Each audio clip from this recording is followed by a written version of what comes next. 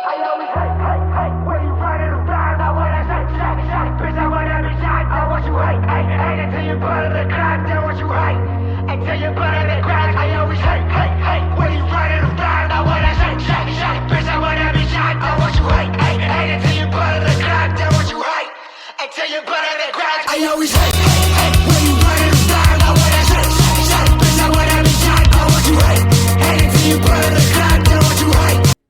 First off, welcome back to the channel, everybody. It's been way too long.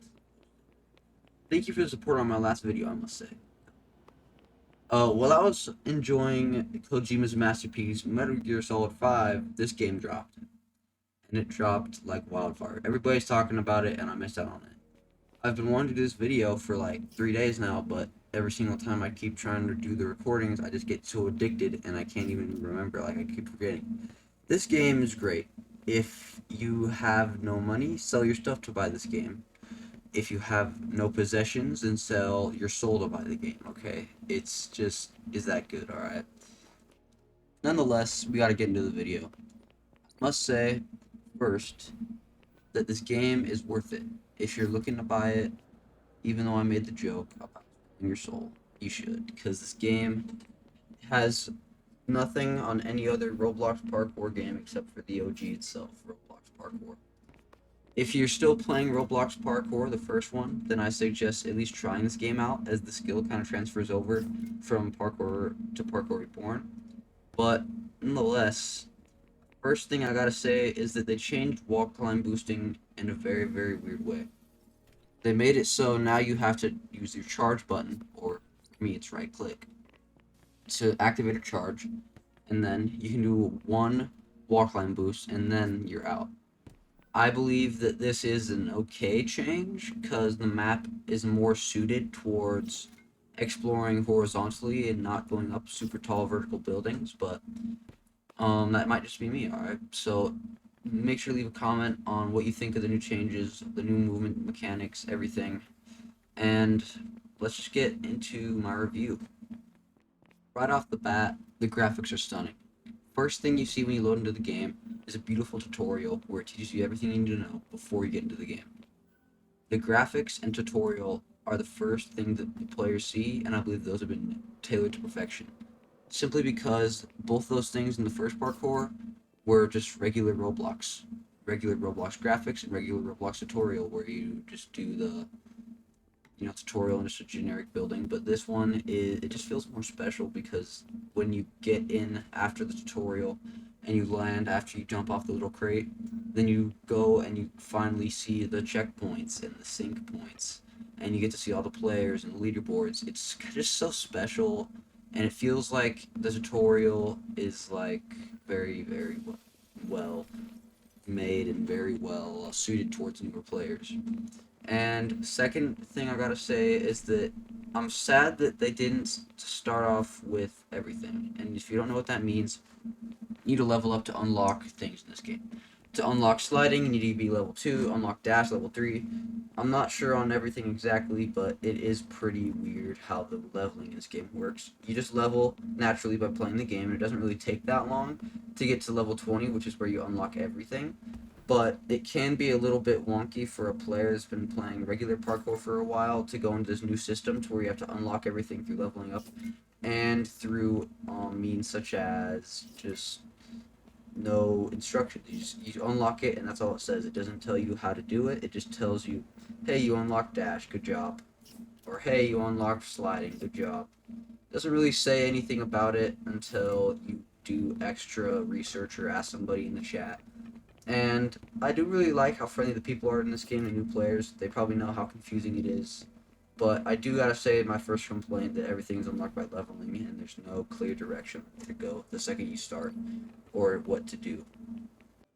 And it's not like you need to go anywhere after you start. It's not like I want to be guided in the direction. I just want to know, like, how I unlock everything, and I want to know how to do things to where I don't have to ask people in chat or look it up on a YouTube video how to do stuff. It feels very wonky, to say the least, I must say. But I do also have to say that it's definitely making me play more, especially the first time I got the game, because I got to experience it all, very early on, before the grappler was added, and it felt more special because I played and I unlocked all the new movement mechanics, and I'm pretty sure the wall kick wasn't a thing or whatever it's called. But I do have to say that is one of my main complaints right there, of no instructions given when first in the game. First off, after the complaints, my gameplay isn't really that good. You can see me struggling at times just because it's harder to get gameplay for this game, because if you're doing really good and you die, you go all the way back, which is one of my other complaints I'll get to later in this video, as you don't respawn on the building you were just atop of, or like the latest safe space, you respawn at checkpoints. But I'm gonna stop yakking about that and get into more important stuff, like the new movement mechanics. There are two new main movement mechanics that I've noticed in this game: the afterburn and the wall kick. To do both, one is easier and one is harder. The afterburn is where if you hold down the charge button until it goes red for a second, then let go, jump, then you'll do a really long jump, and it's way better than the dash jump. It's just really hard to time sometimes when you're on a short building. The simpler one, the wall kick. The wall kick is actually really good, and I use it all the time, especially for when you're canceling fall damage. If you're trying to descend a really, really tall building, then you can wall kick after you do a wall run down, and it'll do a combo that's just really good for canceling fall damage. But if you really want to know how to do a wall kick, it's pretty simple. You just, while you're in the air, you have your back to a wall, and then you press the dash button, and then you do a jump right after that, and it'll launch you a little forward.